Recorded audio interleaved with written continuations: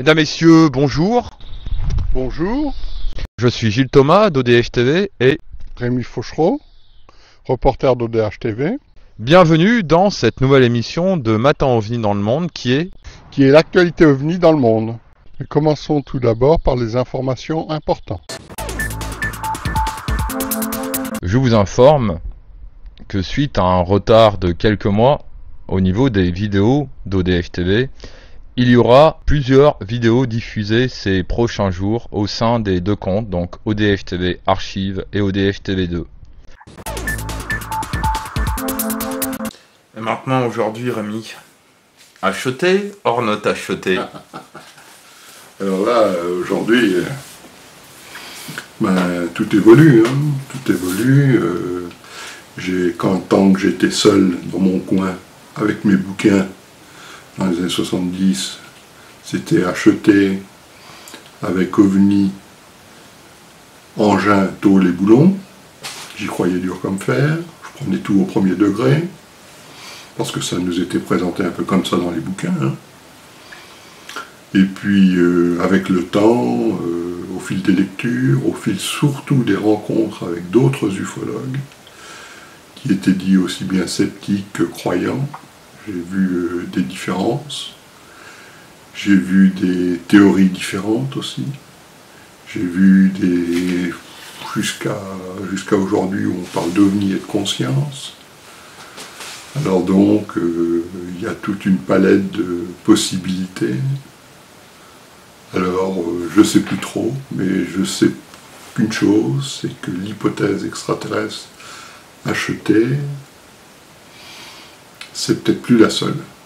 Il y a peut-être autre chose que nous ne comprenons pas encore, nous ne comprendrons peut-être un jour, mais c'est plus aussi simple que extraterrestre au sens humanoïde, avec deux bras, deux jambes qui débarquent d'un ovni en tôle et boulon. Voilà. C'est peut-être plus aussi simple que ça, il y a peut-être autre chose de beaucoup plus compliqué, il y a peut-être plusieurs choses qui interfèrent les unes avec les autres. Passons dès à présent à l'actualité des différentes observations d'OVNI qu'il y a eu dans le monde au mois de mai, juin et juillet 2017. Au Canada, le 2 mai, dans l'Alberta, à Edmonton, observation de boules de lumière. Le 8 mai, dans l'Ontario, observation d'un ovni de forme ovale et de couleur blanc. Le 10 mai, dans l'Alberta, à Canmore, observation d'un ovni en forme de chevron et de couleur noire. Le 13 mai, dans l'Alberta, observation d'un triangle volant de couleur blanc. Le 27 mai, dans l'Alberta, à Edmonton, observation de boules de lumière. Le 10 juin, en Colombie-Britannique, à Nanaimo, observation de 3 boules lumineuses de couleur blanche en formation delta. Le 12 juin, dans l'Alberta, à Redwater, observation d'OVNI. Le 25 juin, en Colombie-Britannique, à Courtenay, observation de lueurs étranges dans le ciel. Le 30 juin, dans le New Brunswick, observation d'OVNI. Le 5 juillet, en Colombie-Britannique, observation d'OVNI dans le ciel. Le 8 juillet, dans l'Ontario, à Oshawa, observation d'étranges lueurs de couleur bleue. Le 11 juillet, dans l'Ontario, à Hamilton, observation d'un ovni en forme de rectangle volant de couleur sombre. Le 18 juillet, dans le New Brunswick, à Fredericton, observation d'un ovni de la taille d'une voiture de couleur vert-bleu dans le ciel. Et le 23 juillet, dans le New Brunswick, à Sainte-Croix, observation d'ovni de couleur brillant. Au Panama, le 18 juin, à Panama City, observation d'un ovni de forme ovale. En Écosse, le 23 mai, observation de disques lumineux de couleur orange. En Angleterre, le 17 mai, à Luton, observation de boules de lumière de couleur blanche. Le 24 mai, observation de sphères. Le 26 juin, dans le Lincolnshire, observation d'une formation de boules de lumière. Aux Pays-Bas, le 15 mai, à Breda, observation d'étranges lueurs dans le ciel de couleur argentée. En Lituanie, le 10 juin, à Vilnius, observation d'ovnis de couleur blanc. Au Portugal, le 17 juin, à Vallée do Logo, formation de boules de lumière. En Espagne, le 22 juillet, à Alicante, observation d'un ovni ovale et de couleur orange pendant 4 secondes. En Ukraine, le 17 mai, à Kiev, observation d'une sphère volante. En Macédoine, le 9 juillet, observation d'étranges lueurs de couleur blanche dans le ciel, qui pourrait être une confusion avec Vénus selon les enquêteurs. En Grèce, le 8 mai, à Aïa, observation d'un disque volant de couleur blanc au-dessus de la mer. En Zambie, le 24 juillet, à Lusaka, observation d'un triangle volant composé de 3 boules lumineuses de couleur rouge à chaque angle. En Afrique du Sud, le 2 juin, à Bétuli, observation d'un disque lumineux de couleur bleue, rouge et vert. Aux Émirats arabes unis, le 10 juin, observation d'un triangle volant composé de plusieurs petites boules lumineuses de couleur jaune. Au Pakistan, le 25 mai, observation d'une lueur assez petite dans le ciel. En Inde, le 12 juin, à Siliguri, observation de lueurs de couleur blanche. Le 11 juillet, à Kovilpati, observation de rectangles volants dans le ciel, de couleur sombre. Au Vietnam, le 18 juin, à Binh observation d'OVNI. En Thaïlande, le 18 juin, à Chiang Rai, observation de boules de lumière. Aux Philippines, le 5 mai, à Cebu, observation d'un disque volant de couleur orange. Le 2 juin, à Yo, observation d'un ovni en forme de diamant. Et en Nouvelle-Zélande, le 8 juin, à Hamilton, observation de 7 boules lumineuses de couleur jaune-orange. Passons à présent à la troisième partie de cette édition. L'ufologie est une ville peuplée d'ufologues, de témoins, mais également de nombreuses théories ou hypothèses. Nous allons donc parler de l'hypothèse IBI, entité biologique extraterrestre. On parlait de l'hypothèse HET ou l'hypothèse extraterrestre. C'est tout simplement ceux qui croient que le phénomène OVNI est d'origine extraterrestre. Donc ce sont des visiteurs venus d'ailleurs, ce qui est tout à fait possible. Quand as-tu entendu parler pour la première fois de cette hypothèse ? C'était avec mon grand-père, quand il parlait des soucoupes volantes. Les soucoupes volantes, elles avaient des caractéristiques apparemment qui étaient incompatibles avec ce qu'on pouvait faire sur Terre. Donc ça venait de l'espace. On ne disait pas encore que c'était les extraterrestres, mais ça venait de l'espace. Donc l'espace, c'était pas terrestre et ça venait de l'espace. Donc conclusion, ça pouvait être que des phénomènes extraterrestres. Mais on ne connaissait pas encore le mot extraterrestre. On disait ça venait de l'espace, voilà. On parlait de l'espace.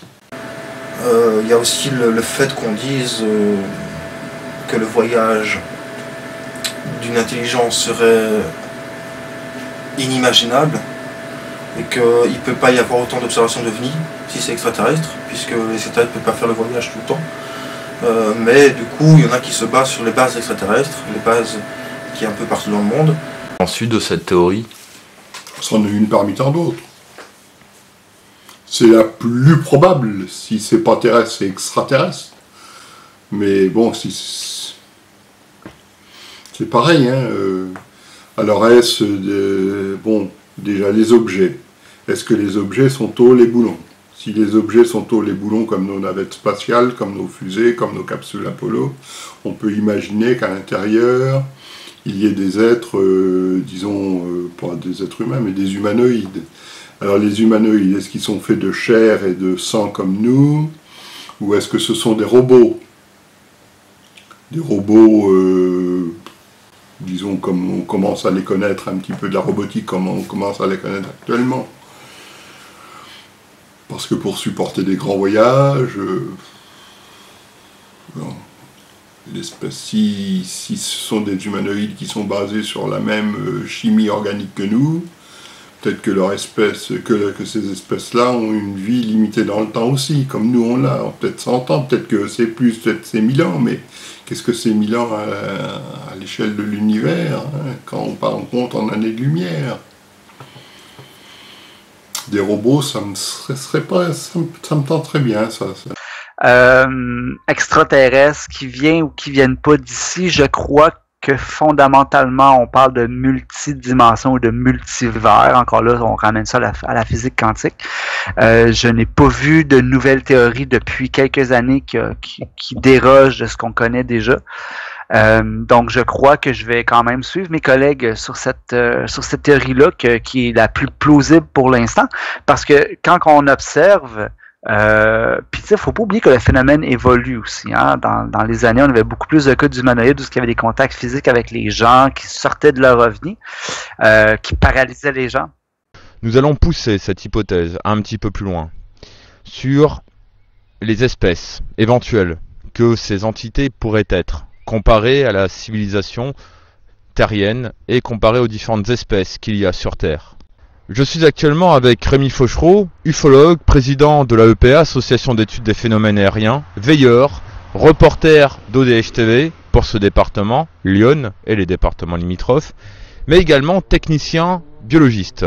Alors Rémi, en tant que technicien biologiste, pour toi, ces entités biologiques donc qui viennent d'ailleurs feraient partie de quel monde? Le monde animal, végétal, minéral?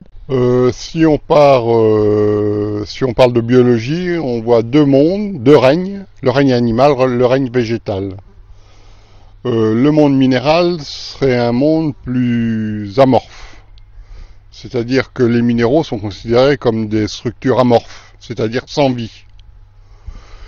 Sur Terre, par exemple, si les ET, entre parenthèses, l'hypothèse extraterrestre, est du règne animal, bon, il est possible qu'elle ait suivi la même évolution que la nôtre. Si elle est du règne végétal et qu'elle ait suivi les mêmes évolutions que la nôtre, le problème c'est l'intelligence, quoiqu'il y a des plantes intelligentes, hein, les sensitives, les plantes comme ça sont intelligentes.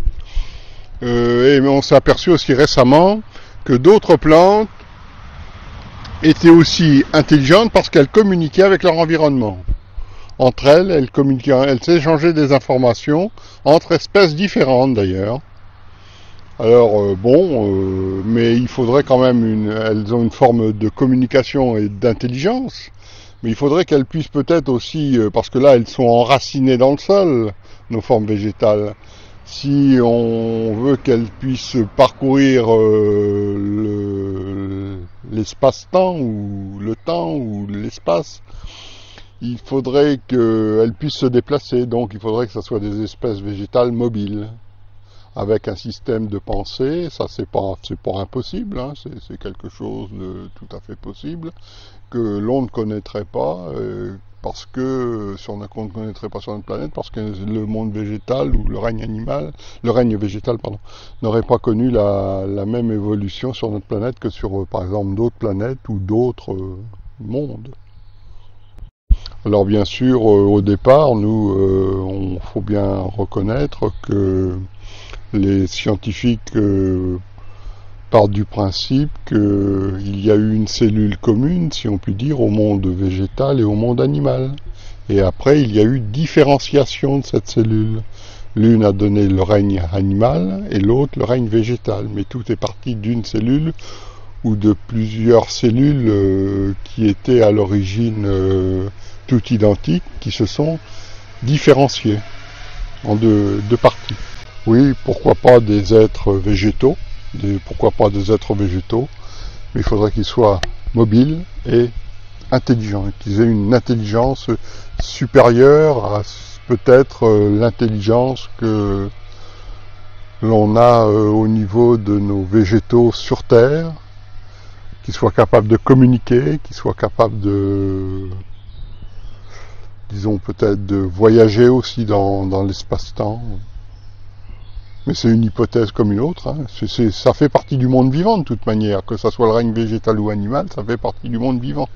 Donc ce serait un monde vivant qui se serait différencié, qui serait devenu, primordial et supérieur au règne par exemple végétal, au règne animal,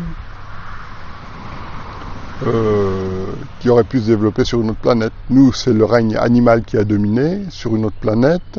Ça pourrait être le règne végétal qui est dominé, qui est donné une forme d'intelligence. Alors bon, il y a plusieurs hypothèses. Bon, ça c'est une hypothèse, hein, parmi tant d'autres, c'est la plus courante. Hein. Si on se base sur les faits, et puis qu'à partir des faits on remonte en arrière, ben, on peut penser effectivement à l'hypothèse extraterrestre.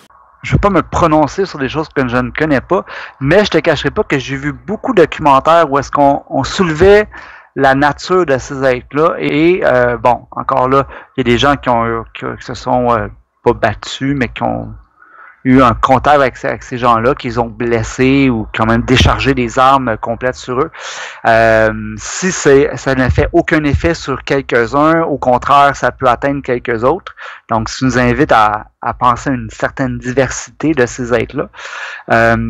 Et après analyse, bon, si on se fie à des enquêteurs, des investigateurs populaires à la télévision, ils ont mentionné que la composition chimique de ces êtres-là était basée sur une base végétale. Donc, il y avait énormément de matière végétale. Mais c'est encore là, s'il fait partie de notre univers ou de notre multivers à nous, si on se fait à la base de l'ADN qui se trouve dans tout ce qui est dans l'univers, c'est sûr qu'on retrouverait une base minérale sous-jacente à ça.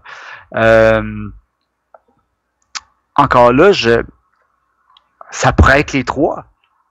Ceux qui pensent de cette théorie, comme quoi ce serait donc des êtres végétaux. Oui, ça pourrait être possible. C'est quelque chose qui est tout à fait... qui avait été repris dans la science-fiction, je crois. Les extraterrestres comme des êtres végétaux. J'avais vu un film sur ce sujet, il y a un film des années 40 ou 50, je crois, bien. Tu parles des envahisseurs, les profanateurs de sépultures, non? Oui, ça doit être ça, je crois, si je me souviens bien, oui. Ou l'invasion des profanateurs, pardon. Il y a quelque chose comme ça. Et puis, des êtres végétaux pensants, parce que si on prend les extraterrestres, entre guillemets, comme des êtres végétaux, ce seraient des êtres végétaux pensants qui peuvent se déplacer. Oui, c'est tout à fait possible, puisque de toute manière, les êtres végétaux, c'est une forme de vie. Hein. Il y a la vie végétale, la vie animale. Bon, il y a quand même des différences, mais au départ, si on regarde bien l'évolution, la première cellule est commune aux végétaux et aux animaux. Hein. C'est ce que tous les scientifiques disent. Il y a eu une cellule au départ qui s'est différenciée les uns en se transformant en s'orientant vers les végétaux et les autres en s'orientant vers le règne animal. Donc, ça ramène beaucoup à ce que, en tout cas, on vient juste de parler de la différence je vais me permettre un anglicisme, du blueprint génétique pour tout ce qui est dans l'univers. Je parle de 2 bras, 2 jambes, un corps, une tête, un humanoïde. Maintenant, la variante, comme tous les humains, nous, les gens qui ont la peau noire, la jaune, blanche, les cheveux longs, les yeux verts. Donc, est-ce que ça serait le même pattern pour ces gens-là ou ces humanoïdes-là? Donc, mais encore là, ça nous ramènerait à nous faisons qu'un dans cet univers-là ou ces multivers-là. Quelle est la définition de l'univers? On connaît que 5% de l'univers maintenant. On envoie beaucoup de sondes dans l'univers, on fait énormément de recherches, mais on ne connaît rien sur l'univers encore. Comme nos océans, on ne connaît rien de nos océans encore. On a la prétention de connaître un peu avec les scientifiques, mais en réalité, on n'a pas été plus loin que la Lune, là, à part avec des satellites qu'on envoie, parce qu'on ne peut pas physiquement nous se rendre là. Donc, on est encore à observer Mars, à étudier Mars, Jupiter, mais c'est à peu près tout. Si c'est des phénomènes tôle et boulon avec des robots à l'intérieur, je verrais bien ça, puisqu'on a vu des cas d'humanoïdes RR3 avec des soucoupes volantes, enfin soucoupes volantes entre guillemets, qui apparemment... On a vu des lumières qui se sont transformées en soucoupes volantes une fois posées au sol, comme le RR3 de Merci, là que je vais bientôt enquêter, qui est vers Brinon-sur-Armançon dans l'Yonne. Une lumière, le gars était sur son tracteur, en minuit à peu près, il voit une lumière, il voit simplement un phénomène lumineux qui se pose au sol, et ça se transforme en soucoupe volante de couleur métallique. Voilà, c'était quand même illuminé, mais c'était métallique. Il voit une forme de soucoupe volante et 2 êtres qui descendent, qui font des prélèvements au sol, qui remontent dans la soucoupe volante, ou l'OVNI, comme vous voulez, et hop, c'est reparti sous forme de boule lumineuse dans le ciel. Donc, il y a des humanoïdes qui sont vus, il y a des phénomènes qui ne sont pas que des phénomènes lumineux, mais qui apparemment seraient des phénomènes tôle et boulon. Si on prend un cas comme ça de RR3, bon... Il y en a eu d'autres, hein. Il y en a que j'en ai peut-être 6 ou 7 dans l'Yonne. Ou de certains phénomènes, parce que pour moi les ovnis ne sont pas purement aliens ou extraterrestres, même d'ailleurs au sein de l'ufologie, le concept extraterrestre s'oppose au concept ovni malheureusement. Je pense qu'il y a des contacts possibles sur un plan indigène, c'est-à-dire extraterrestre, sur un plan physique. Mais il y a aussi d'autres formes, d'après l'histoire, parce que en tant qu'historien, on s'aperçoit effectivement que ce genre de rencontres rapprochées, qui ne sont pas toujours bénéfiques pour tout le monde, et notamment pour les témoins, qui en sont les victimes. Alors il y a d'autres plans de réalité qui superposent, et ça fait un mélange un peu hétérogène dans l'approche de ces différents phénomènes. C'est rare qu'ils n'aient pas évolué. Le phénomène a évolué. Le phénomène OVNI, disons, ou même, pas acheté, mais disons, le phénomène OVNI a évolué et a entraîné une évolution du phénomène acheté, c'est sûr. Et donc, même les anciens ufologues sont ouverts à rejoindre un peu les nouveaux qui sortent des théories nouvelles, etc. Et donc, c'est intéressant de voir cette évolution-là. L'hypothèse a toujours été controversée de toute façon depuis le début de l'ufologie, parce qu'il y en a qui pensent que ce sont des possibilités extraterrestres, puisque le phénomène est tellement complexe, tellement bizarre, qu'il n'y a pas d'autre explication qu'il s'agit de visiteurs intelligents. Le problème, c'est que c'est controversé dans le sens où cette hypothèse, pour l'instant, n'est pas irréfutable, on va dire, parce que les phénomènes actuels qui sont observés peuvent très bien être des phénomènes tout à fait terrestres et pas extraterrestres. Donc voilà, maintenant cette hypothèse extraterrestre est tout à fait faisable, personne ne la rejette, moi non plus, mais c'est l'hypothèse qui vient en dernier. Hein. Avant cette hypothèse, il y a plein d'autres hypothèses tout à fait terre à terre qui sont évaluées avant d'en arriver au stade extraterrestre. Donc voilà, maintenant il y en a beaucoup qui croient aujourd'hui, en 2016, que le phénomène OVNI est extraterrestre et que il n'est plus utile de montrer qu'il s'agit d'un phénomène naturel, militaire ou autre chose. Dans la prochaine édition de Matin OVNI dans le monde, nous aborderons l'hypothèse extradimensionnelle, monde parallèle ou des multidimensions. L'édition sera disponible début septembre 2017. C'est la fin de Matin OVNI dans le monde, dont le dossier était sur l'hypothèse biologique extraterrestre plus poussée. Donc, est-ce que cela serait le règne animal, végétal, minéral ou autre, hein? Parce que peut-être que le gaz serait aussi peut-être intelligent, on ne sait pas. Merci Rémi d'avoir participé à cette émission. Merci à toi Gilles. Je vous donne rendez-vous dans 2 mois pour la prochaine édition de Matin OVNI. Soyez très vigilants, n'oubliez pas votre appareil photo muni d'une bonnette à réseau, le caméscope et la station météo. Et à bientôt sur EDF TV. Au revoir à tous et à toutes.